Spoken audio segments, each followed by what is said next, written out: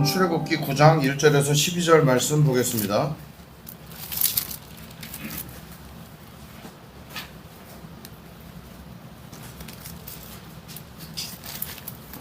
제가 가진 성경은 구약성경 93페이지입니다. 출애굽기 9장 1절에서 12절입니다.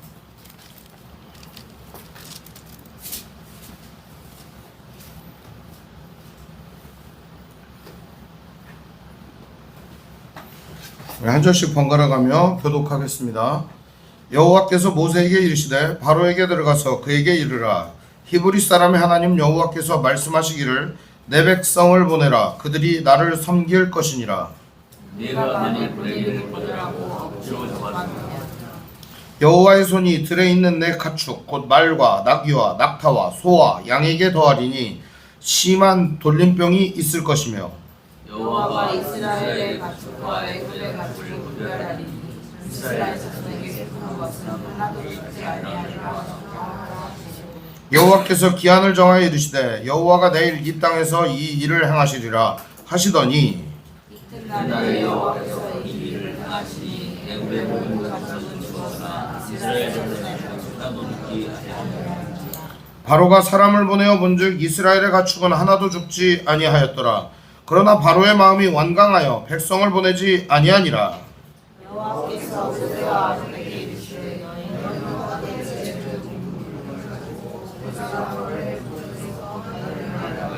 그 재가 애굽 온 땅에 티끌이 되어 애굽 온 땅의 사람과 짐승에게 붙어서 악성 종기가 생기리라.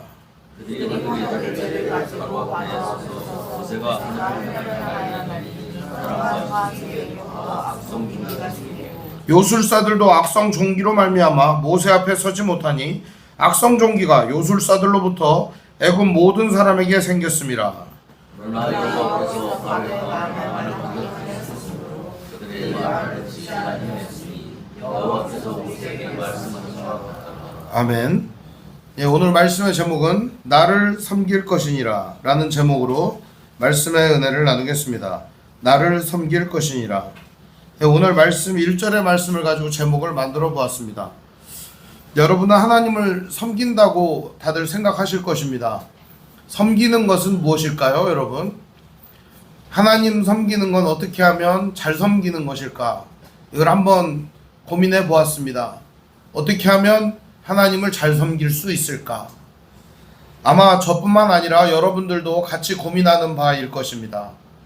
하나님이 나에게 큰 사랑 주시고 이 세상을 만들어 주시고 나에게 생명도 주시고 살아갈 수 있는 힘과 용기와 은혜를 주셨는데 어떻게 하면 하나님 잘 섬길 수 있을까? 섬기다라고 하는 말을 에베드라고 합니다. 근데 이 에베드라는 말이 종이 종노릇하는 것을 에베드라고 보통은 일컫습니다. 노예 노릇을 하는 것이죠. 그런데 이것을 영어 성경은 번역을 어떻게 했냐면 월십이라고 번역을 했어요. 월십이라고 하는 말은 바꿔 얘기하면 예배라는 말입니다. 그래서 하나님을 섬긴다라고 하는 말에는 예배라고 하는 말이 들어있는 겁니다.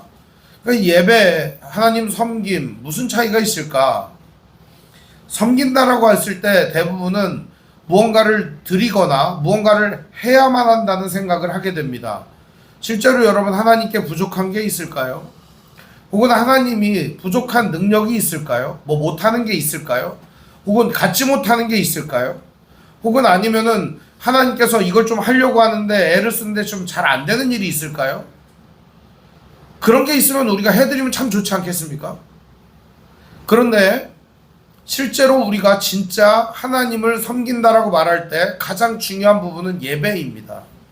예배에는 특별한 여러 가지 요소들이 등장을 하는데 가장 중요한 요소가 무엇이냐? 바로 하나님의 은혜를 깨닫는 것입니다. 그러기 위해서 설교를 하는 것이고 그러기 위해서 감사 찬양을 하는 것이고 그러기 위해서 우리가 기도를 하는 것입니다. 이 모든 초점은 하나님이 어떤 분이시고 그분이 나에게 얼마나 놀라운 사랑과 은혜를 주셨는가에 초점이 있는 겁니다. 그럴 때 우리들은 그 하나님 앞에 예배할 수 있습니다. 이스라엘 백성들은 하나님을 예배해야 하는 민족이었지만 지금 현재 바로를 섬기고 있습니다. 애굽을 섬기고 있습니다. 무언가 잘못됐죠? 하나님께서는 이들을 이끌어내어서 하나님 나라를 물려주시고 그들에게 하나님을 섬길 수 있도록 자유를 허락해 주시려고 하는 것입니다. 그래서 오늘도 하나님께서는 재앙을 내리시려고 하는 겁니다. 이 재앙의 목적은 두 가지라고 했죠. 첫 번째는 이스라엘 백성들이 이 애굽의 모든 신들이나 애굽에서 섬기는 모든 것들이 다 거짓되고 가짜이고 피조물일 뿐이라는 사실을 알려주는 것입니다. 두 번째는 가나안에 들어가서 살아갈 때 애굽의 더러웠던 습관들과 풍습들을 정리하고 오직 하나님의 뜻대로 하나님의 제사장의 나라를 세우도록 만드시려고 하는 의도가 있었던 겁니다. 근데 그러다 보니까 오늘 이 10가지 재앙은 하나하나가 다 필요한 재앙이었습니다. 오늘은 두 가지 재앙을 살펴볼 텐데요. 5번째, 6번째 재앙을 살펴보려고 합니다. 옛날에는 이 재앙 이름을 악질과 독종이라고 했습니다. 그리고 또 이전 과거에는 이 재앙을 뭐라고 그랬느냐? 수역이라고 했습니다. 그리고 독종이라고 했습니다. 수역이라고 하는 게 뭐냐? 짐승 전염병을 의미하는 겁니다. 그리고 독종이라고 하는 것은 독한 종기를 말하는 것입니다. 이 피부에서 뭐가 났는데 이게 골마 터졌는데 짜도 이게 계속 이 흑갈색으로 변하면서 그것이 점점 커지면 어떻게 되겠습니까, 여러분? 병원 가죠, 보통. 병원에서도 안 되면 어떻게 합니까? 그런 사람 한 사람이 침을 맞으러 왔더라고요. 그래서 희한하게 나았어요. 제가 어떻게 한 게 아닙니다. 식습관을 바꿨더니 낫더라고요. 중요한 거는 먹는 게 잘못돼서 그랬는지도 모르겠습니다. 그런데 오늘 등장하는 이 악성 종기, 이 악한 종기는 말입니다. 얼마나 악한 것이냐. 사람 몸에 들러붙으면 절대 떨어지지 않는 그런 껌딱지 같은 거예요. 그래서 사람을 괴롭히는 그런 것이었습니다. 오늘 하나님께서 왜 하필 이런 재앙을 애굽에게 내리셨는가? 그걸 한번 살펴보고 하나님의 선하신 뜻을 한번 살펴보려고 합니다. 오늘 1절은 이렇게 말합니다. 여호와께서 모세에게 이르시되 바로에게 들어가서 그에게 이르라. 히브리 사람의 하나님 여호와께서 말씀하시기를 내 백성을 보내라. 그들이 나를 섬길 것이니라.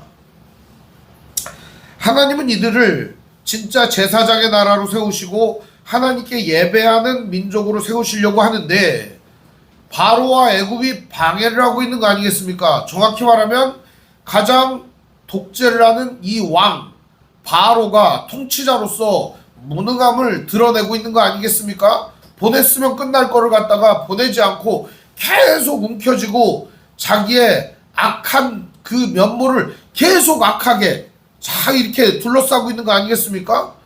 이런 악한 통치자가 있을 때 나라가 망하는 겁니다. 이 10가지 재앙을 쭉 지켜보면은 바로 왕이시여 이 나라가 망한 줄 알지 못하십니까? 이런 신하들의 외침이 있어요. 이러한 모습들은 통치자가 얼마나 중요한가를 우리에게 보여주고 있습니다. 그때 하나님께서 이들에게 명령을 하십니다. 뭐라고 명령하시냐? 2절 말씀을 보면 네가 만일 보내기를 거절하고 억지로 잡아두면 이런 말이 나옵니다. 이 억지로 잡아둔다 라고 하는 말이 여기에 등장을 나옵니다. 보내기를 거절하고 억지로 잡아두는 원인이 뭐예요? 이스라엘 백성들을 뭐로 부리고 있어요? 노예로 부리고 있잖아요. 종으로. 그러니까 얘네들이 뭐를 해야 돼요? 극강의 생산력을 하는 거 아닙니까? 농사 짓고 뭐 만들어요? 벽돌 찍어내고 또 뭐예요? 소 키우고 나귀 키우고 염소 양 키워주는 거예요. 그러니까 내 대신에 하는 이것들을 다 내보내면 어떻게 되겠어요? 다 내가 해야 되는 거 아닙니까? 불편한 거죠. 그러니까 안 하는 거예요. 그러니까 이스라엘 백성은 어떻게 해요? 억지로 잡아두고 있는 것이죠. 억지로 잡아둔다라고 하는 게 바꿔 얘기하면 누구를 위해서 억지로 잡아두고 있는 거예요? 이스라엘을 위해서? 아니면 애굽을 위해서? 어디를 위해서요, 여러분? 애굽을 위해서인 거예요. 자기들을 위해서인 거예요. 억지로 잡아놔가지고서 자기들의 유익을 극대화시키려고 하는 게 바로 이 애굽의 목적이었다는 겁니다. 하나님께서 그러지 말라는 겁니다. 만일 오늘도 우리의 유익을 위하여 나만의 유익을 위하여 억지로 무언가를 잡아두고 있다면 바로와 같은 모습이에요. 오늘 이 말씀이 단순히 그냥 재앙을 주었다, 그리고 바로는 깨닫지 못했더라, 이런 얘기가 아니에요. 악한 세상에 경종을 울리고자 하나님이 오늘 이 말씀을 우리에게 주시는 것입니다. 억지로 잡아두는 원인이 뭐예요? 아주 알량한 목적이었습니다. 자기의 배를 뜨뜻하게 하고 자기를 부하게 만들고 자기를 가장 높이려고 하는 짓, 아주 악한 것이었습니다. 그때 하나님이 이렇게 말합니다. 계속 그렇게 해봐.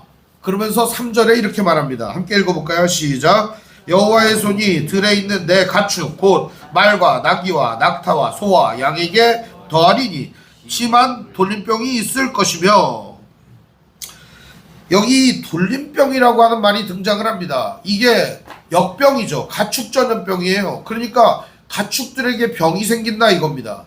그럼 왜 하필 가축들에게 병이 생기게 했을까요? 여기에는 하나님의 의도가 깔려 있는 겁니다. 지금은 소, 양, 말, 나귀 이런 거 하면은 아우 저거 키우려면 힘들겠다 이런 생각만 들잖아요. 그죠?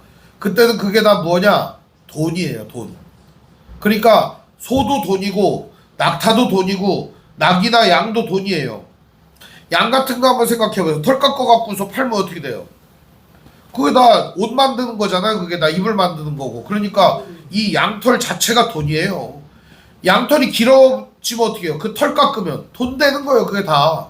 그럼 매일같이 양이 또 이제 임신을 해서 새끼를 하면 어떻게 돼요? 양젖을 짜는 거예요. 그 돈이에요. 다 그게. 소도 마찬가지예요. 힘이 좋으니까 일 시키니까 다 그게 돈인 거예요. 소젖 짜면 다 뭐예요? 우유 아닙니까? 그게 다 돈인 거예요. 그러니까 여기에 나오는 소, 나귀, 양, 낙타 뭐 이런 것들은 다 돈이라는 겁니다. 그러니까 이걸 포기할 수가 있겠습니까? 애굽에서? 포기 못하죠. 그러니까 하나님이 포기를 못하니까 어떻게 하는 거예요? 그래요? 포기를 못해요? 내가 다 죽여버릴게. 이렇게 하시는 겁니다. 보내라고. 왜 억지로 잡아둬? 그것들 때문에 잡아두는 거요? 그럼 내가 없애버릴게. 그러면서 하나님이 없애버리는 작업이 오늘 이야기인 것입니다. 근데 여기에 등장하는 돌림병이라는 말이 데베르라는 말인데, 이 말이 흑사병이라는 말입니다. 흑사병. 1346년에부터 유행했던 흑사병이 있었어요. 패스트라고도 하는데, 이 패스트라고 하는 유명한 소설이 있지 않습니까? 그죠? 이 흑사병이 돌아서 전 유럽의 인구가 대략 한 4억 5천 정도 됐었는데, 그 유럽에서 전 세계 인구죠. 전 세계 인구가 한 4억 6천 정도 됐었는데 유럽에서만 어마어마한 숫자가 죽었어요. 거의 한 1억 가까이 죽었어요. 그래가지고 이 흑사병이 끝난 다음에 대략 한 10년 뒤에 얼마 정도 남았느냐? 3억 6천, 3억 5천 이렇게 남았어요. 그러니까 어마어마한 사람들이 다 죽은 거예요. 1억 명이 죽은 거예요. 1억 명이. 흑사병 때문에. 그러니까 오늘 여기 등장한 이 데베르라는 말이 돌림병이라고 나오는데 가축 전염병이긴 하나 어마무시한 질병이죠. 흑사병이 어디서부터 옮겨왔냐면 많은 사람들이 이게 마녀로부터 옮겨왔다 그랬어요. 그래서 여자를 많이 죽였어요. 그때 좀 이렇게 화장하고 이렇게 예쁘게 한 여자 많이 죽였어요. 화장하면 조심하시기 바랍니다. 그때 당시엔 다 죽었어요. 아니면은 뭔가 이제 좀 독특한 옷차림을 하는 사람, 저거 주술사다, 그래서 다 죽였다는 거예요. 그래서 검은 옷이 유럽에서 유행한 이유가 아마 그것 때문에 유행한 것 같습니다. 뭐 저는 죽을 일이 없겠어요. 검은 옷 입으니까. 자, 근데 중요한 거는 이렇게 흑사병을 갖다가 원인을 못 찾아가지고 언제쯤 이 원인이 밝혀졌느냐? 나중에서야 밝혀졌어요. 근래에 밝혀졌어요. 사람들의 유전자라든지 이런 것들을 분석을 해보니까 쥐새끼에서 이게 오염이 됐다.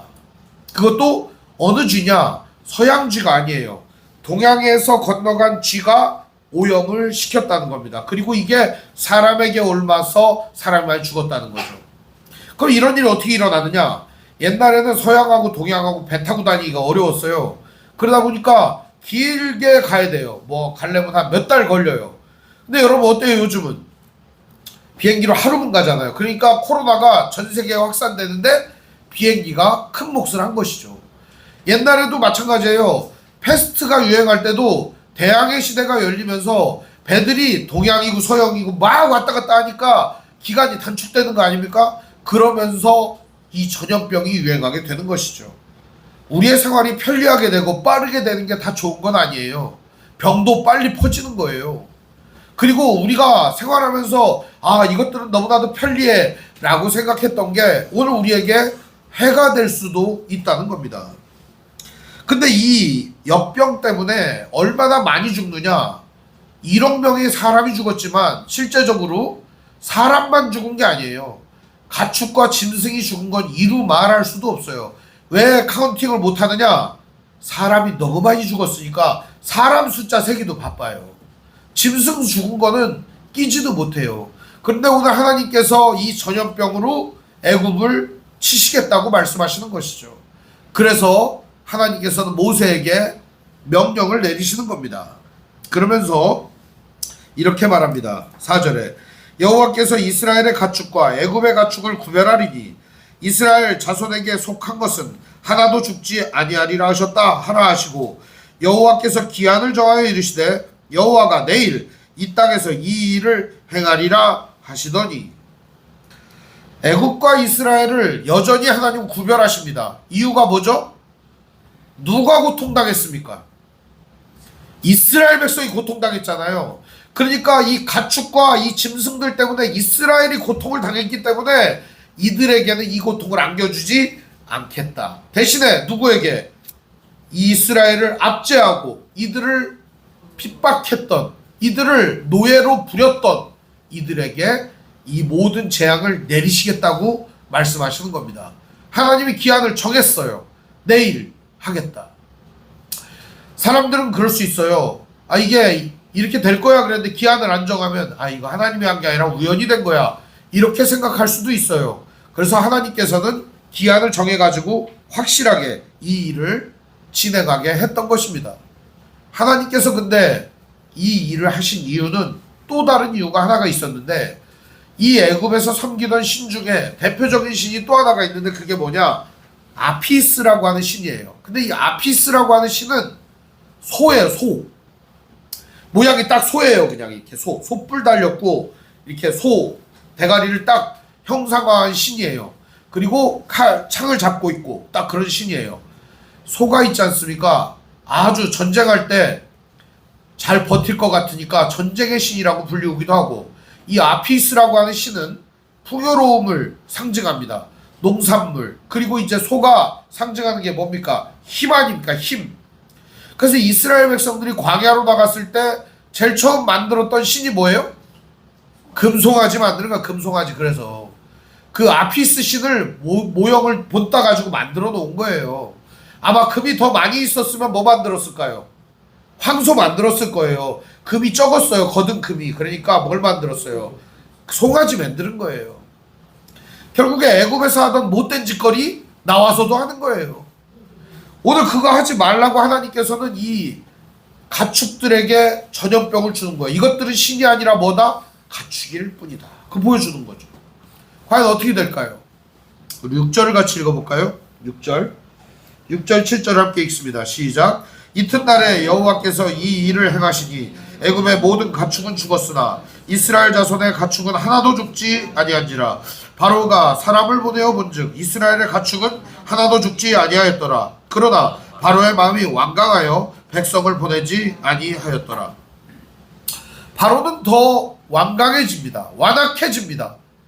에이, 짐승들이 다 죽었어? 그러면 일을 더 시켜야지. 이런 마음이 생겼다는 겁니다. 악한 마음이죠. 하나님은 이것을 다 아셨습니다. 그리고는 다음 재앙을 준비하십니다. 다음 재앙이 매우 독한 종기가 나는 독종의 재앙이었습니다.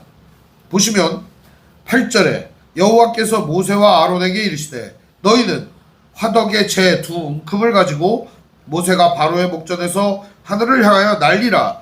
그 재가 애굽 온 땅에 티끌이 되어 애굽 온 땅의 사람과 짐승에게 붙어서 악성 종기가 생기리라. 하나님은 악성 종기로 이들을 치기로 했습니다. 그럼 하필 왜 재를 갖다가 뿌리라고 그랬고 왜 그게 악성 종기가 될 수밖에 없었느냐 하는 겁니다. 이거에 대해서는 뭐 성경학자들의 해석이 분분합니다만 제가 말씀을 연구하다 보니 뭐 이런 내용인 것 같습니다. 화덕의 재라고 하는 게 뭡니까?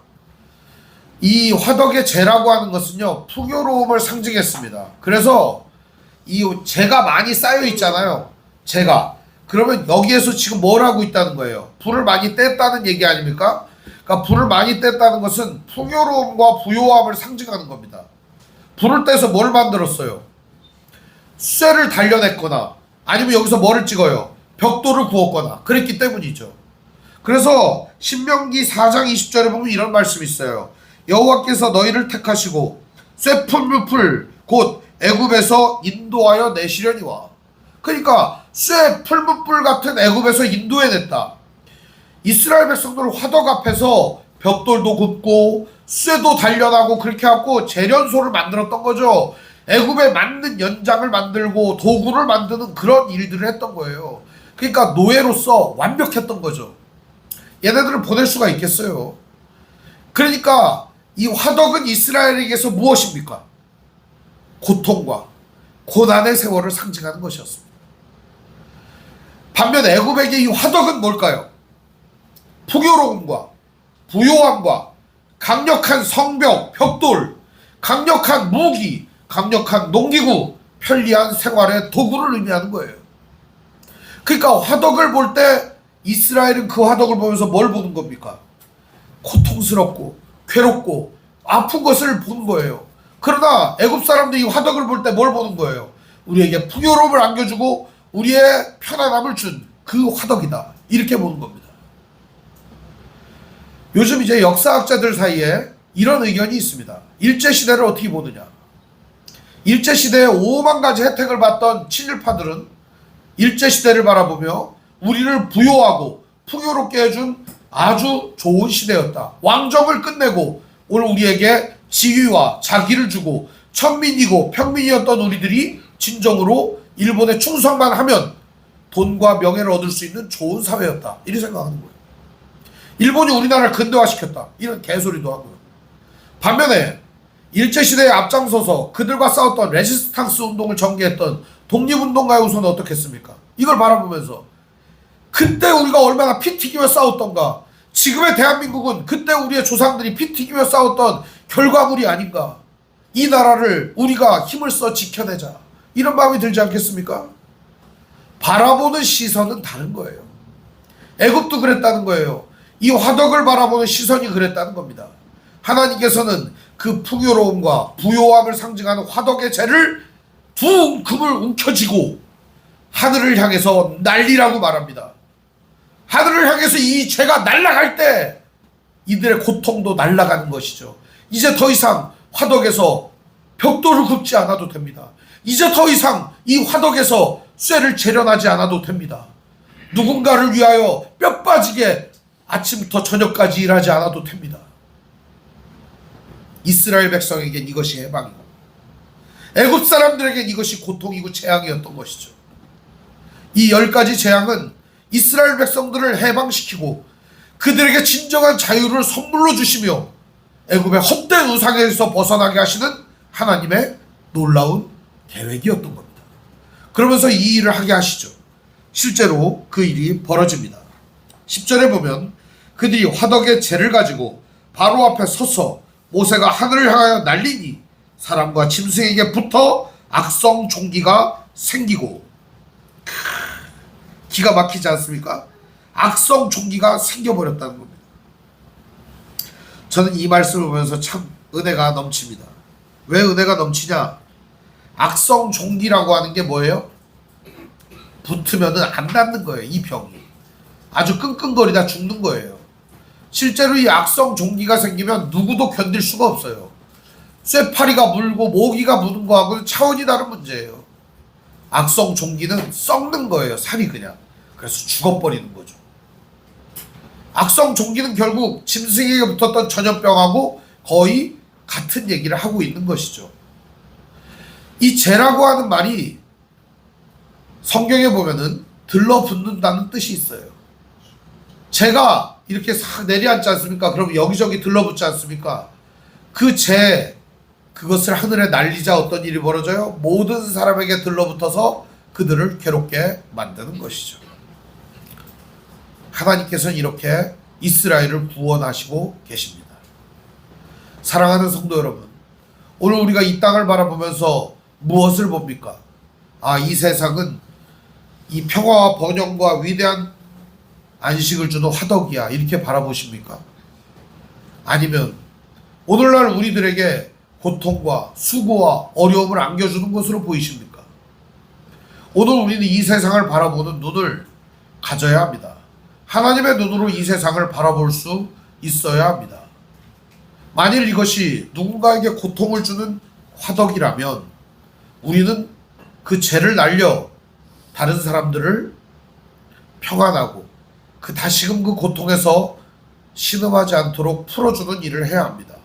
또한 오늘 우리가 이것으로 편안히 살고 안식을 누리고 안돈하면서 다른 이들을 신경 쓰지 않았다면 연약하고 고통당하는 사람들을 생각하며 그들의 심정을 헤아려 보는 시간을 가져야 할 것입니다.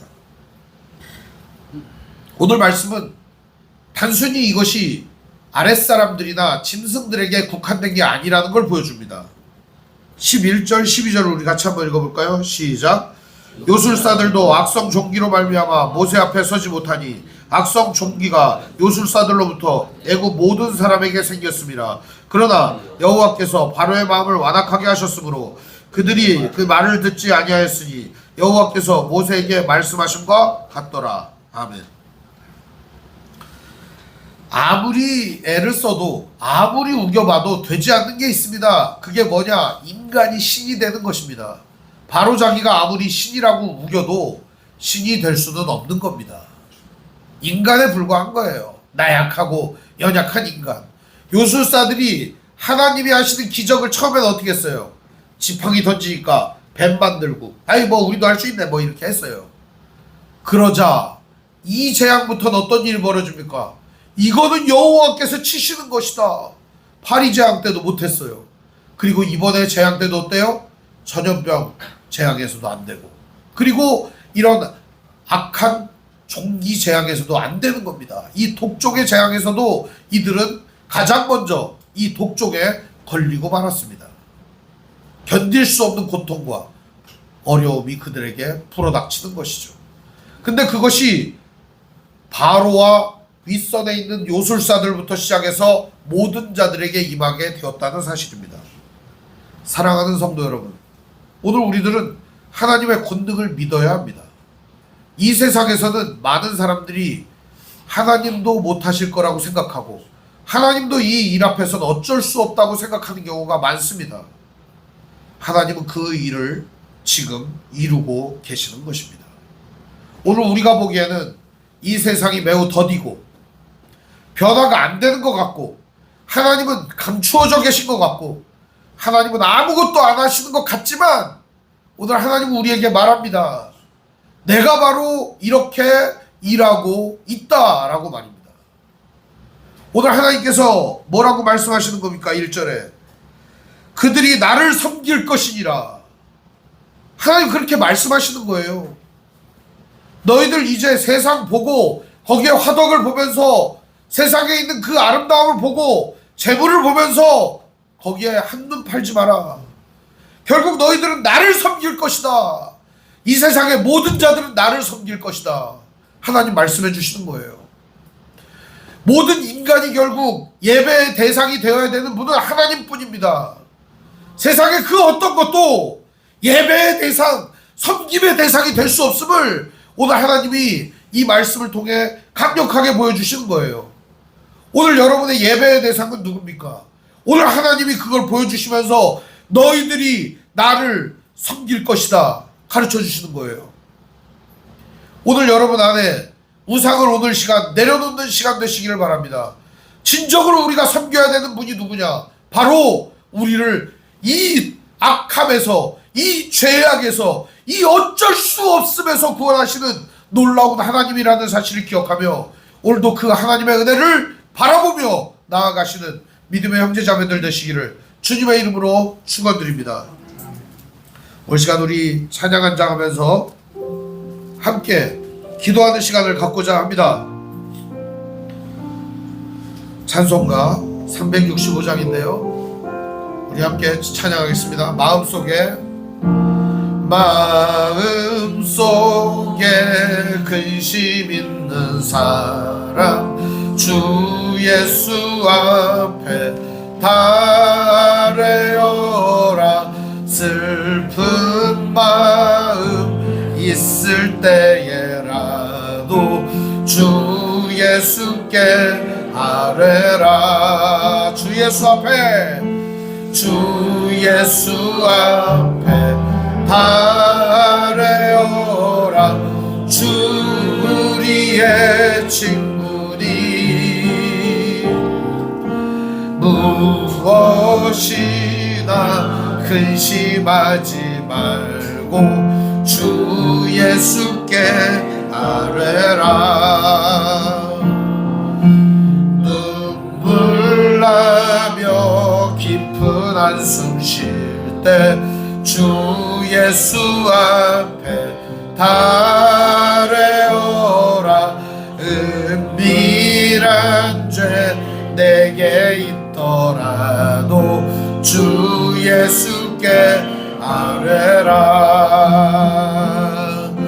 주 예수 앞에 달래어라. 주 우리의 친구니 무엇이나 근심하지 말고 주 예수께 아뢰라. 괴로움과 두려움 있을 때에 주 예수 앞에 달래어라. 내일 일을 염려하지 말고 주 예수께 아뢰라. 주 예수 앞에 달래어라. 주 우리의 친구니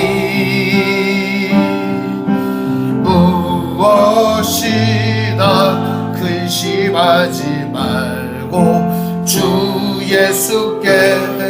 죽음 앞에 겁을 내는 자여, 죽음 앞에 겁을 내는 자여, 주 예수 앞에 달래어라.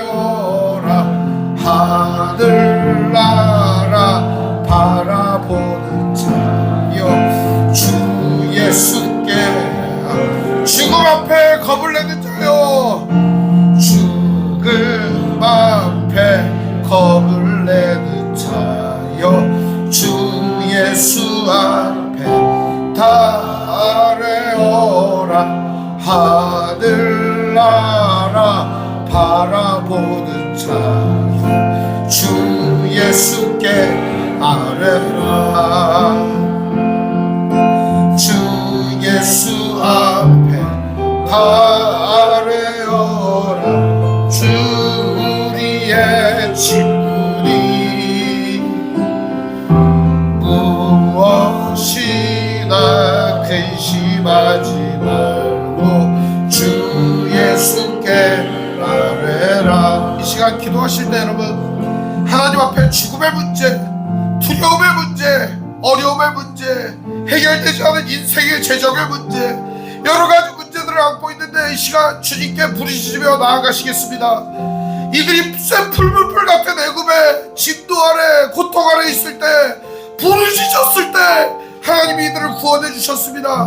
오늘 우리의 이 고통과 삶의 연약함에서 우리를 구원해 달라고 이 시간 한번 주여 한번 부르짖고 기도하겠습니다. 주여!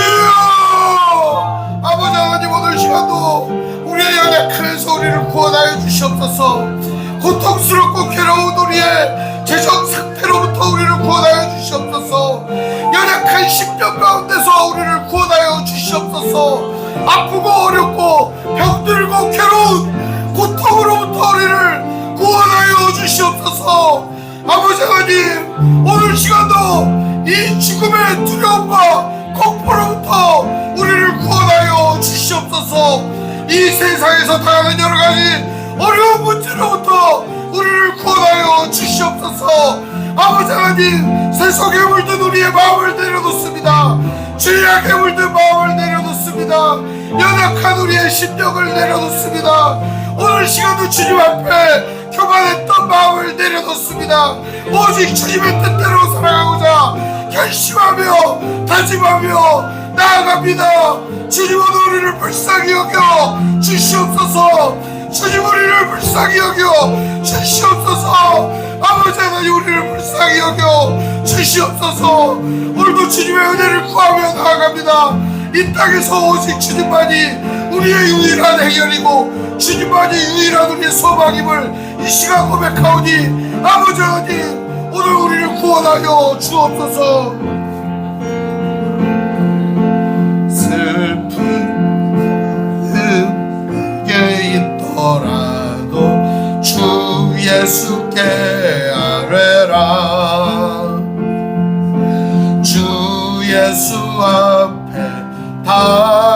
달래어라. 주 우리의 친구니 무엇이나 근심하지 말고 주 예수께 아뢰라. 한 번 더 기도하겠습니다. 이 시간 기도하실 때 선교사님들 위해서 기도했으면 좋겠습니다. 자기의 일신상의 여러가지 어려움에도 불구하고 사명을 따라 걸어가는 그들의 앞길에 주님께서 모든 필요한 모든 쓰임을 채워달라고 이 시간 함께 우리 선교사님들 위해서 기도하겠습니다. 주여 한번 부르짖고 기도하겠습니다. 주여! 아버지 하나님, 우리 시간도 선교사님들 위하여 기도합니다. 우리 선교사님들 기억하여 주시옵시고 그들의 가정과 인생을 붙들어 주시옵시고 주님을 위하여 살아가는 그 인생 붙잡아 주시옵시고 헌신된 그들의 삶에 하나님의 은혜와 평강을 부어주시고 주님의 사랑으로 충만하게 하여 주시옵시고 선한 역사를 이루어 주시옵소서. 오늘도 연약함과 고통 가운데 있고 괴로움과 두려움 가운데 있는 우리 선교사님들을 붙여주시고 날마다 아버지 하나님의 은혜로 충만하게 채워주시옵소서. 때로는 어렵고 때로는 넘어지고 때로는 모든 사면이 막혀있는 것 같을 때라도 주님 피할 길을 열어주시옵시고 천도의 문을 열어주시옵시고 하나님의 사랑으로 충만하게 채우셔서 복음을 전할 때 모든 이들이 그 복음을 듣고 회개하는 역사가 일어나게 하여 주시옵소서. 아버지 하나님, 그들의 입술에 권능을 주시사 말씀할 때 아버지 하나님 함께 해주시고 성령께서 그들의 모든 심령 가운데 역사하시사 아버지 하나님의 놀라운 역사가 부흥의 역사가 일어나게 하여 주시옵소서.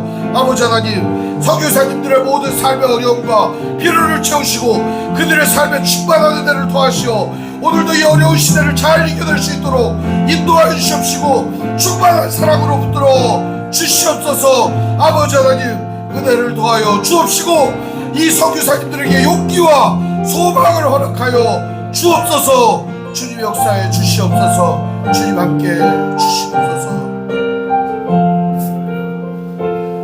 하나님 아버지, 감사합니다. 오늘 시간도 주님 앞에 예물 드렸습니다. 드려진 예물 주님께서 받으시고 아버지 하나님, 또한 같은 마음을 가지고 있으나 드리지 못한 성도들의 예물도 이 시간 받으시고 그 마음을 예물로 받아주시옵소서. 또한 마음과 영혼에 아버지 하나님의 뜻 가운데 살고자 애쓰며 부르짖으며 삶의 터전에서 일하고 수고하고 땀 흘린 성도들의 이 고통과 아픔과 어려움을 이 시간 예물로 받으시고 또한 핍박과 어려움 가운데 있는 성도들의 모든 고통과 근심을 이 시간 예물로 받으시고 하늘의 신령한 복과 땅의 기름진 것들로 채워주시고 평강과 감사와 날마다 주님께서 허락해 주시는 은혜로서 충만하게 채워 주시옵소서. 우리 주 예수님의 이름으로 축복하며 기도합니다. 아멘.